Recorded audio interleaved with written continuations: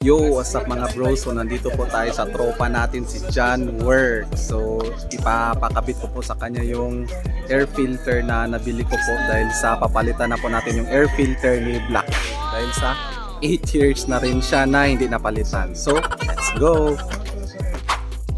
Yo! Natulog yung bata! Hey bro! Yun no? Nice ka bro! Yun mga bro, so busy pa po ngayon si John Works. Ayan, so meron pa siyang tinitirang ibang project. Alright.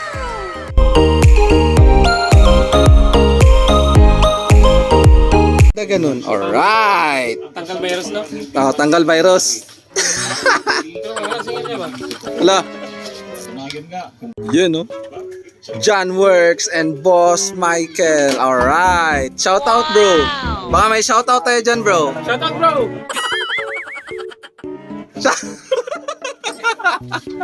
Bro Jan. Shout out. Baka may shout out tayo dyan. Shout out kay JM.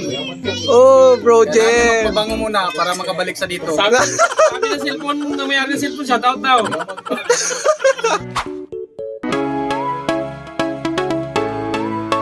Yun no. Shout out bro JM. Bro J, ito na yung paborito mo na motor, oh, yung pinakamalinis na motor sa grupo. Yun. Yan, oh. Ipa na kayo, no? Grabe kalinis. Yun mga bro. So, ito yung dapat na itsura.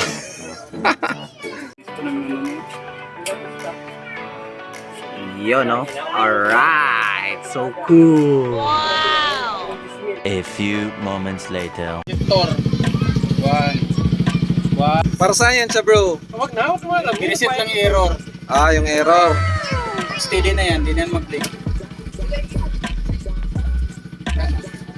Yo. Mag-click siya, muna error na yan. One to, injector to. So, meron pang mga reset. Alright. Kaya sayang yung accounting. Anong tawag doon bro sa ano? Yung sa ECU reset? ECM reset. ECM reset. Yun. So mag-conduct naman tayo ng initializing. Yun bro. So, nag ECM reset. Na tayo kasi may error. Ano niya? FI niyang issue. Yun. Kaya mag-conduct tayo ng ECM reset. So, ECM reset.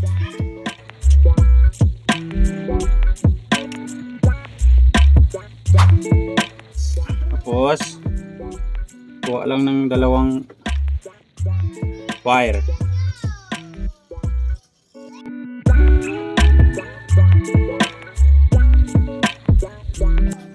So na-erase naman kasi yung error, initializing naman ang gawin.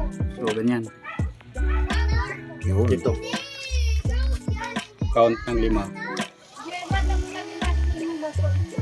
5. 1 2 3 4 5 hugot. Steady na yan. So, pag nag-steady na siya bro. Good na yan. Off. Saksak. So, yun yung initializing niya bro. So, mag-reset na siya. Tapos tanggalin mo itong dito. Ito. Tanggalin na to. ECM connector. Yun na Yun. yan. So, ECM connector. Wow! Yun ang proper daw. So, yun ang proper na pag-reset ng ECU. ECU. Yun.